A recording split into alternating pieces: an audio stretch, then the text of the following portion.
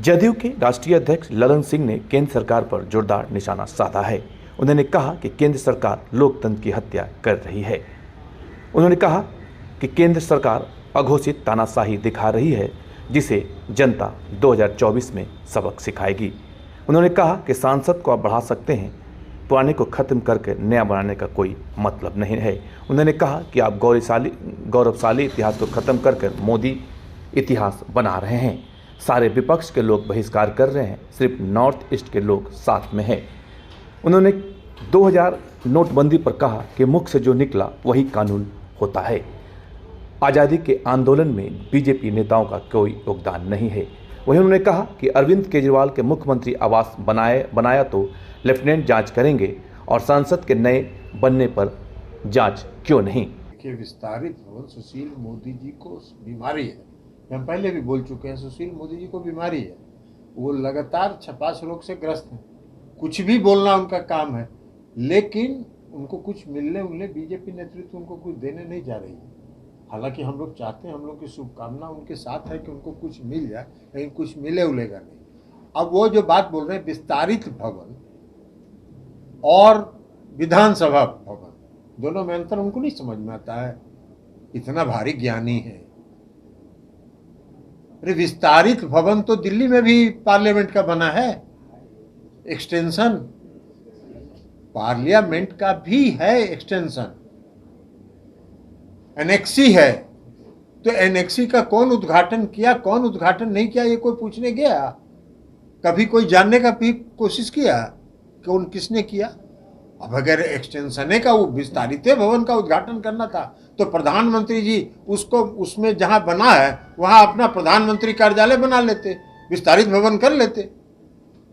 लेकिन मुख्य संसद भवन का उद्घाटन हो रहा है, और संसद का चाहे लोकसभा हो और राज्यसभा हो, दोनों का कस्टोडियन कौन होता है? संविधान के मुताबिक राष्ट्रपति प्रतिवर्ष पहला दिन जो सेशन होता है, first day of every year जो पार्लियामेंट का सेशन होता है, उसको राष्ट्रपति संबोधित करते हैं। राष्ट्रपति के प्रति दोनों सदन उत्तरदायित्व है, और उसके कस्टोडियन संरक्षक राष्ट्रपति हैं, प्रधानमंत्री नहीं है। क्यों नहीं प्रधानमंत्री बजट सेशन के पहला दिन भाषण करते हैं? नहीं करते हैं। लेकिन राष्ट्रपति से करवाने, और वो भी एक राष्ट्रपति जिसको आपने दलित समुदाय की महिला थी, आदिवासी समुदाय की महिला थी, बड़ा पीठ अपना ठोकवाए पूरे दुनिया भर में कि हमने आदिवासी महिला को इस देश का राष्ट्रपति बना दिया। पूरा पीठ थपथपा रहे थे। और जब संसद भवन आप बनाए तो नए संसद भवन का उद्घाटन करने के लिए भी उनको नहीं कर रहे, अपने चले जा रहे। खैर, प्रधानमंत्री कोई भी उद्घाटन कर सकते हैं। भाई देखे नहीं आप लोग, बनारस के नाला का भी उद्घाटन किए हैं। इस देश में जब से आदरणीय प्रधानमंत्री नरेंद्र मोदी जी हैं, ट्रेन का भी कोई हरी झंडी दूसरा दिखाया है? रोज आजकल देख रहे हैं कि कौन नया ट्रेन का झंडी दिखा रहे हैं। देहरादून से दिल्ली, दिल्ली से देहरादून का भी झंडी वही दिखा रहे हैं। तो किसी को नहीं करने देते हैं। तो इसलिए उनके लिए कोई नई चीज नहीं है। वो हर उद्घाटन खुद करेंगे, नाला हो, चाहे वो सड़क हो, चाहे कुछ भी हो। लेकिन संसद का भवन के निर्माण नहीं होना चाहिए। जो वर्तमान संसद भवन है उसका एक गौरवशाली इतिहास है, वो एक ऐतिहासिक धरोहर है। इस देश का संविधान वहीं बना, संविधान सभा की बैठक वहीं हुई। तो संविधान का जहां से निर्माण हुआ वही ना संसद भवन होगा। अभी तो देश का इतिहास बदल रहे हैं। वो गौरवशाली इतिहास से हट के अब श्री मोदी इतिहास पर चले आए, संसद भवन नया बना के।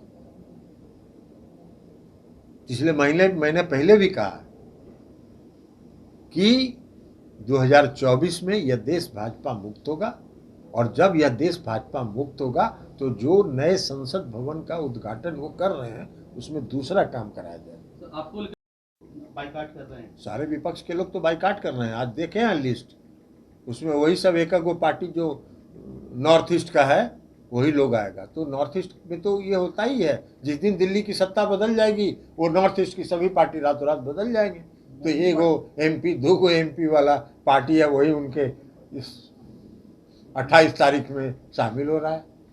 नवीन पटनायक भी उनके साथ नजर आ रहे हैं। ठीक है, नवीन पटनायक जी हैं तो हैं। कांग्रेस मुक्त भारत की कल्पना थी तो आप भाजपा के साथ थे, और भाजपा मुक्त भारत की बात आ रही है तो आप UPA में हैं। हाँ, हम कांग्रेस मुक्त की बात कर रहे थे, हमने कभी कांग्रेस मुक्त की बात नहीं कही। कहाँ से आप परिभाषा निकाल रहे हैं? भाजपा मैंने हमने कभी नारा, हम लोगों ने कभी नारा दिया था क्या कि कांग्रेस ने मुक्त में कभी हम लोगों ने नारा दिया था क्या?